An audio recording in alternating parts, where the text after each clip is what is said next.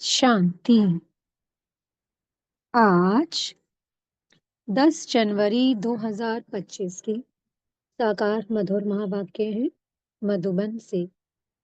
मीठे बाप दादाजी ने कहा, मीठे बच्चे, बाप तुम्हें ज्ञान योग की खुराक खिलाकर जबरदस्त खातरी करते हैं,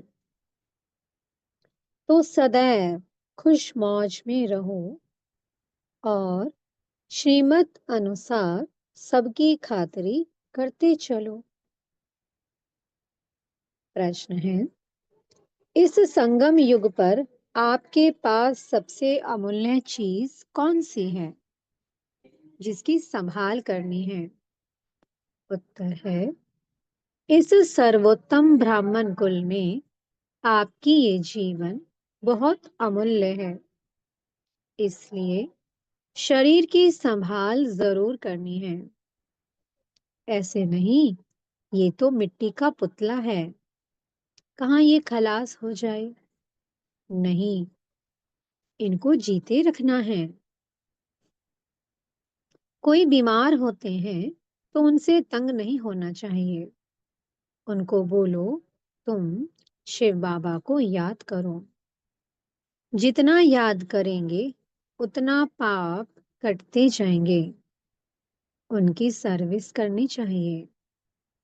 जीता रहे, शिव बाबा को याद करता रहे। आज मीठे बाप दादाजी ने शरीर की संभाल पर विशेष अटेंशन दिलाया है, क्योंकि आत्मा शरीर में रहकर ही तो पुरुषार्थ कर रही है। तो इसलिए शरीर की संभाल अच्छे से करनी है, साथ साथ बाबा को याद भी करते रहना है। ओम शांति।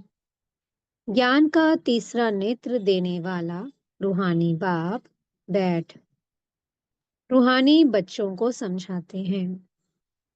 ज्ञान का तीसरा नेत्र सिवाय बाप के और कोई दे नहीं सकता। अभी तुम बच्चों को ज्ञान का तीसरा नेत्र मिला है। अभी तुम बच्चे जानते हो कि ये पुरानी दुनिया बदलने वाली है।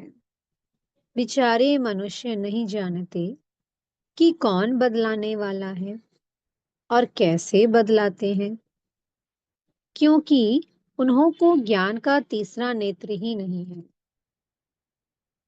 तुम बच्चों को अभी ज्ञान का तीसरा नेत्र मिला है, जिससे तुम सृष्टि के आदि मध्य अंत को जान गए हो।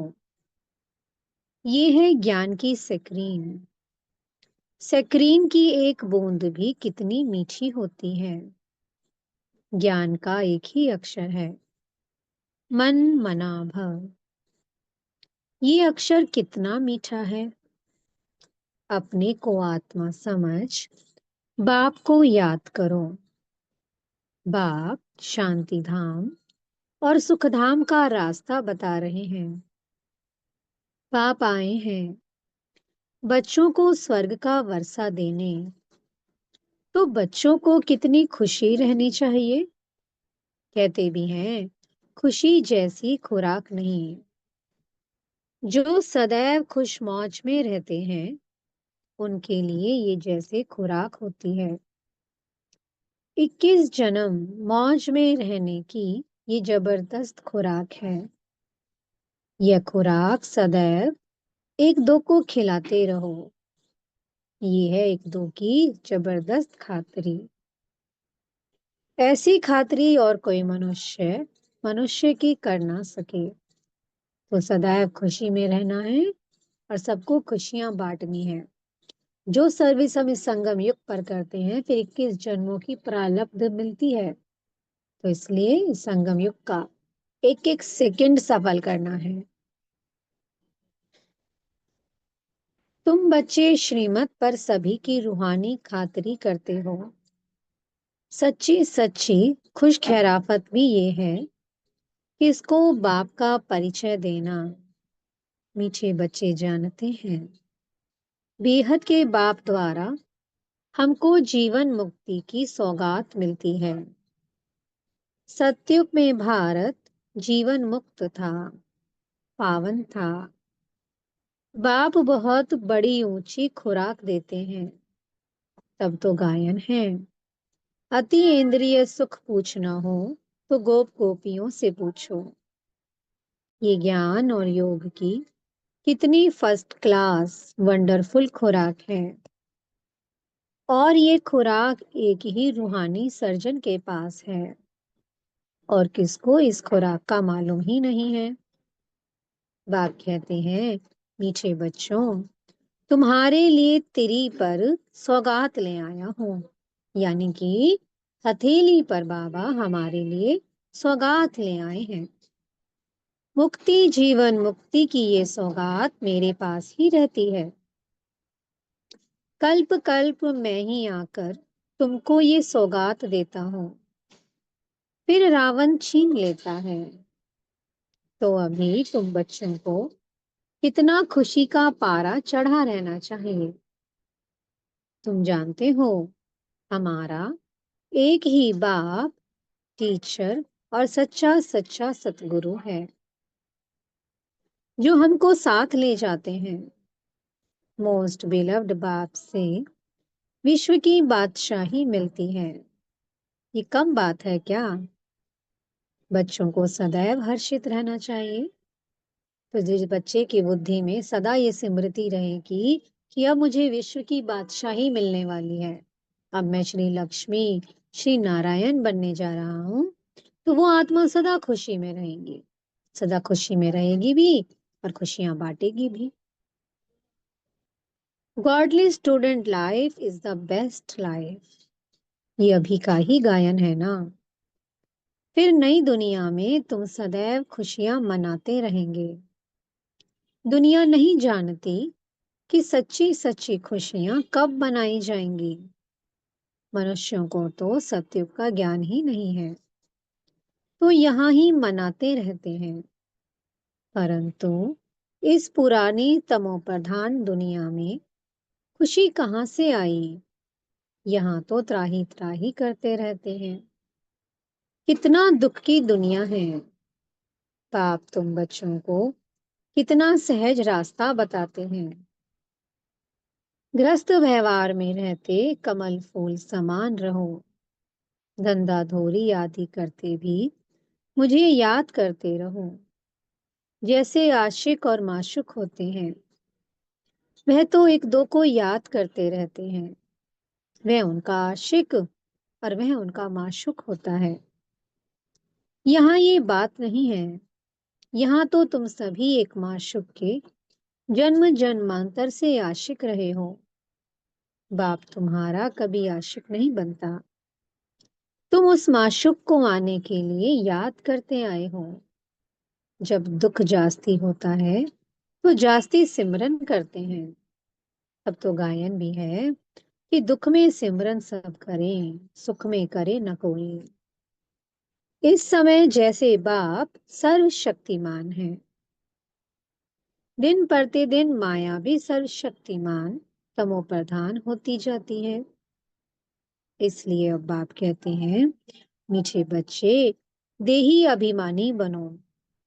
अपने को आत्मा समझ मुझ बाप को याद करो और साथ साथ दैवीय गुण भी धारण करो। तुम ऐसे लक्ष्मी नारायण बन जाएंगे। इस पढ़ाई में मुख्य बात है ही याद की। ऊंचते ऊंच बाप को बहुत प्यार स्नेह से याद करना चाहिए। वे ऊंचते ऊंच बाप ही नई दुनिया स्थापन करने वाला है। बाप कहते हैं, मैं आया हूं तुम बच्चों को विश्व का मालिक बनाने। इसलिए अब मुझे याद करो तो तुम्हारे अनेक जन्मों के पाप कट जाएंगे। पतित पावन बाप कहते हैं, तुम बहुत पतित बन गए हो। इसलिए अब तुम मुझे याद करो तो तुम पावन बन और पावन दुनिया का मालिक बन जाएंगे। पतित पावन बाप को ही बुलाते हैं ना। अब बाप आए हैं तो जरूर पावन बनना पड़े। पाप दुख हरता सुख करता है। बरोबर सतयुग में पावन दुनिया थी तो सभी सुखी ही थे। अब बाप फिर से कहते हैं, बच्चे, शांति धाम और सुखधाम को याद करते रहो। अभी है संगम युग। खिवैया तुमको इस पार से उस पार ले जाते हैं। नैया कोई एक नहीं, सारी दुनिया जैसे एक बड़ा जहाज है, उनको पार ले जाते हैं। तुम मीठे बच्चों को कितनी खुशियां होनी चाहिए। तुम्हारे लिए तो सदैव खुशी ही खुशी है। बेहद का बाप हमको पढ़ा रहे हैं। वाह, ये तो कभी नहीं सुना, ना पढ़ा। भगवानुवाच, मैं तुम रूहानी बच्चों को राजयोग सिखा रहा हूँ, तो पूरी रीति सीखना चाहिए, धारणा करनी चाहिए, पूरी रीति पढ़ना चाहिए। पढ़ाई में नंबरवार तो सदैव होते ही हैं। अपने को देखना चाहिए, मैं उत्तम हूँ, मध्यम हूँ व कनिष्ठ हूँ। तो अपनी खुद की चेकिंग है कि मैं कैसा पुरुषार्थ कर रही हूँ। मैं आत्मा, मैं उत्तम हूँ, मध्यम हूँ या कनिष्ठ हूँ, कितना श्रीमत पर चलती है आत्मा। बाप कहते हैं, अपने को देखो, मैं उच्च पद पाने के लायक हूँ, रूहानी सर्विस करता हूँ। क्योंकि बाप कहते हैं, बच्चे, सर्विसेबल बनो, फॉलो करो। मैं आया ही हूँ सर्विस के लिए, रोज सर्विस करता हूँ, इसलिए ही तो ये रथ लिया है। इनका रथ बीमार पड़ जाता है तो इनमें बैठ मुरली लिखता हूँ। मुख से तो बोल नहीं सकते, तो मैं लिख देता हूँ, ताकि बच्चों के लिए मुरली मिस ना हो। तो मैं भी सर्विस पर हूं ना, ये है रूहानी सर्विस। तो तुम बच्चे भी बाप की सर्विस में लग जाओ। और गॉड, फादरली सर्विस। जो अच्छा पुरुषार्थ करते हैं, अच्छी सर्विस करते हैं, उनको महावीर कहा जाता है। देखा जाता है कि कौन महावीर है, जो बाबा के डायरेक्शन पर चलते हैं। बाप का फरमान है, अपने को आत्मा समझ, भाई भाई देखो, इस शरीर को भूल जाओ। बाबा भी शरीर को नहीं देखते हैं। बाप कहते हैं, मैं आत्माओं को देखता हूँ। बाकी ये तो ज्ञान है कि आत्मा शरीर बिगर बोल नहीं सकती। मैं भी इस शरीर में आया हूँ, लोन लिया हुआ है। शरीर साथ ही आत्मा पढ़ सकती है। बाबा की बैठक यहाँ भ्रुकुटी में है। शिव बाबा ब्रह्मा बाबा की भ्रुकुटी में बैठते हैं ना, तो बाबा ने कहा, मेरी बैठक यहाँ भ्रुकुटी में है। ये है अकाल तख्त। आत्मा अकाल मूरत है। आत्मा कभी छोटी बड़ी नहीं होती है, शरीर छोटा बड़ा होता है। जो भी आत्माएं हैं, उन सभी का तख्त ये भ्रुकुटी है। शरीर तो सभी के भिन्न भिन्न होते हैं। किसका अकाल तख्त पुरुष का है और किसका अकाल तख्त स्त्री का है, किसका अकाल तख्त बच्चे का है। बाप बैठ बच्चों को रूहानी ड्रिल सिखलाते हैं।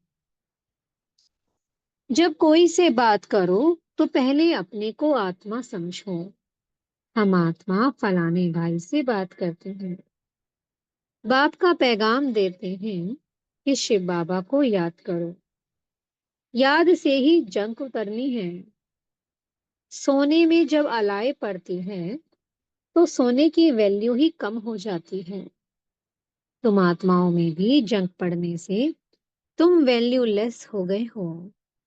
अब फिर पावन बनना है। तुम आत्माओं को अब ज्ञान का तीसरा नेत्र मिला है। उस नेत्र से अपने भाइयों को देखो।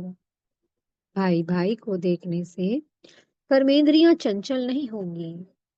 राज्य भाग्य लेना है, विश्व का मालिक बनना है, तो ये मेहनत करो। भाई भाई समझ सभी को ज्ञान दो, तो फिर ये टेप पड़ जाएगी।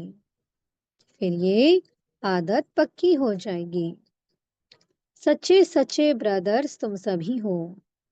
बाप भी ऊपर से आए हैं, तुम भी आए हो। बाप बच्चों सहित सर्विस कर रहे हैं। सर्विस करने की बाप हिम्मत देते हैं। हिम्मते बच्चे, मत दे बाप।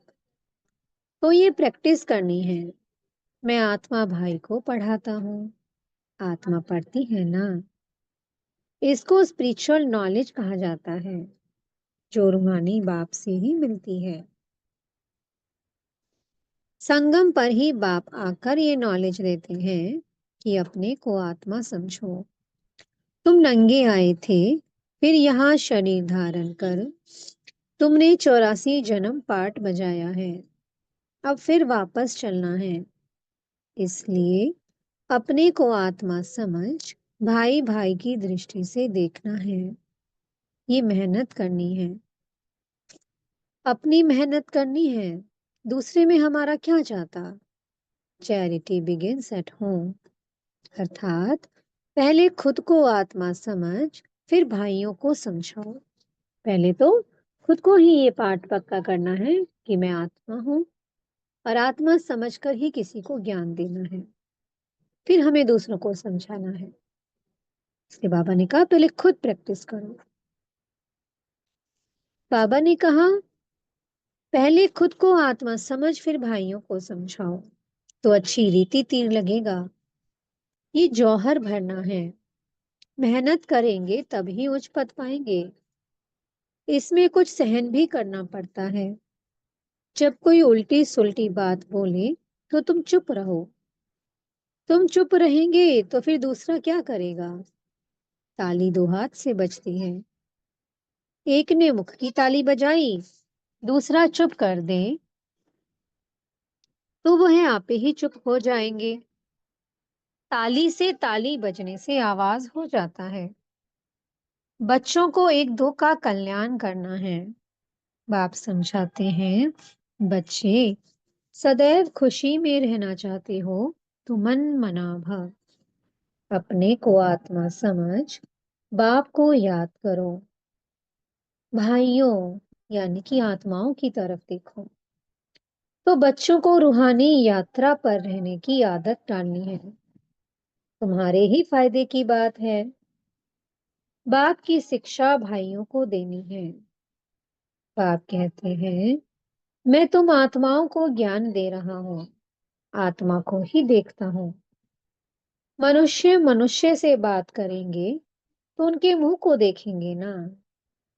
तुम आत्मा से बात करते हो तो आत्मा को ही देखना है। तो जब भी किसी से बात करो तो मस्तक के मध्य में चमक रही मणि को देखना है। आत्मा को देख बात करनी है। भल शरीर द्वारा ज्ञान देते हो, परंतु इसमें शरीर का भान तोड़ना होता है। तुम्हारी आत्मा समझती है परमात्मा बाप हमको ज्ञान दे रहे हैं। बाप भी कहते हैं कि आत्माओं को देखता हूँ। आत्माएं भी कहती हम परमात्मा बाप को देख रहे हैं, उनसे नॉलेज ले रहे हैं। इसको कहा जाता है स्पिरिचुअल ज्ञान की लेन देन। आत्मा की आत्मा के साथ। आत्मा में ही ज्ञान है। आत्मा को ही ज्ञान देना है। ये जैसे जौहर है।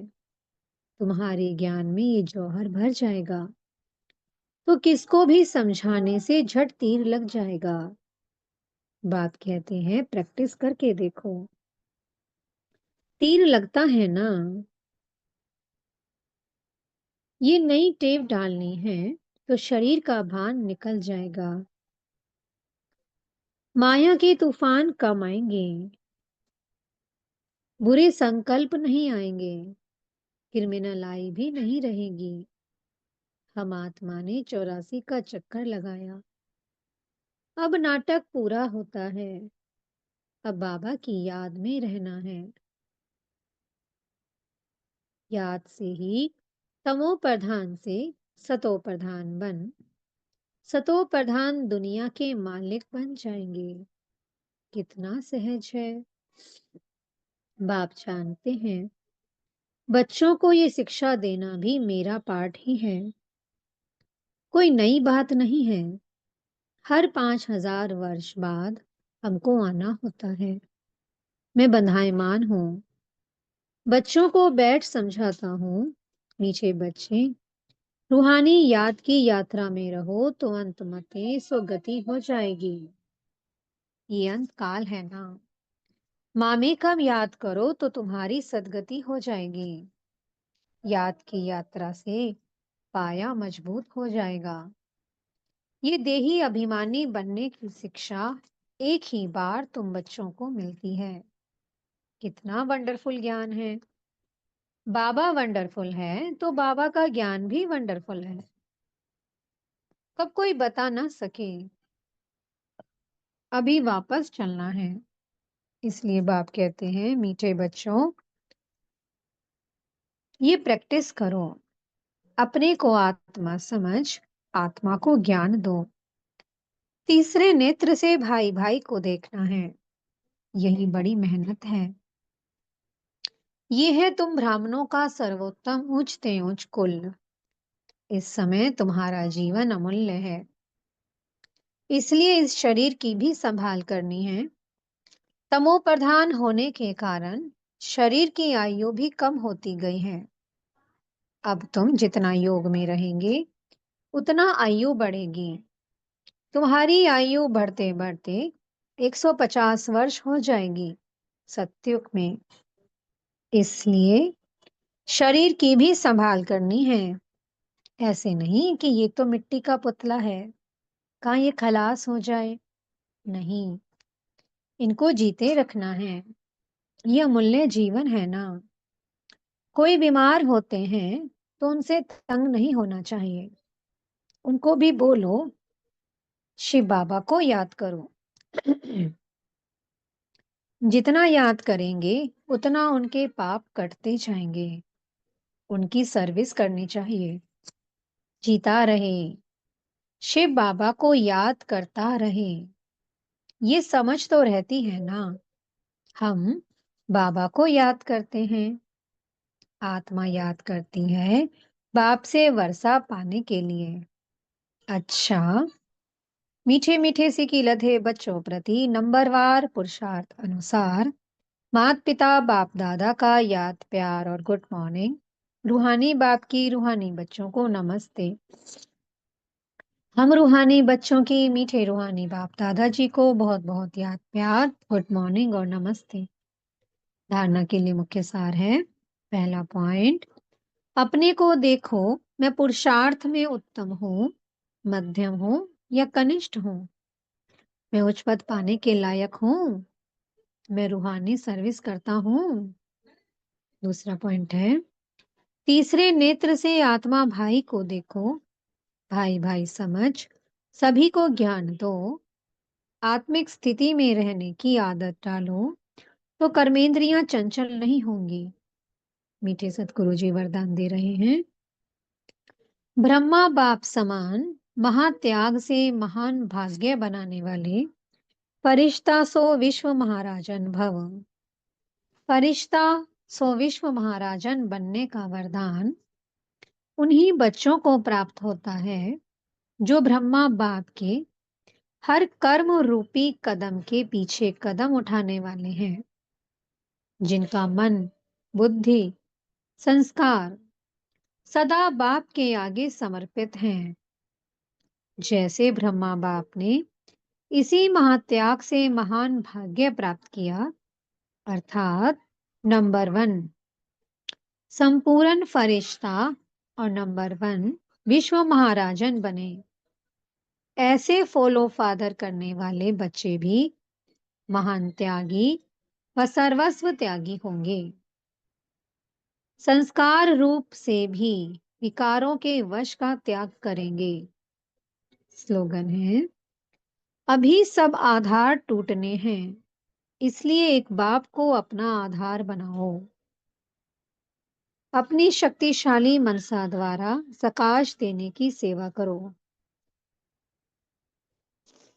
इतनी सारी प्रकृति को परिवर्तन करना तमोगुनी संस्कारों वाली आत्माओं के तमोगुनी वाइब्रेशंस को बदलना और स्वयं को भी ऐसे खूने नाहिक वायुमंडल के वाइब्रेशन से सेफ रखना तथा उन आत्माओं को सहयोग देना, इस विशाल कार्य के लिए मनसा को शुभ भावनाओं से संपन्न और शक्तिशाली बनाओ। ओम शांति। बहुत बहुत शुक्रिया प्यारे प्यारे हमारे मीठे मीठे बाप दादा जी का। ओम शांति।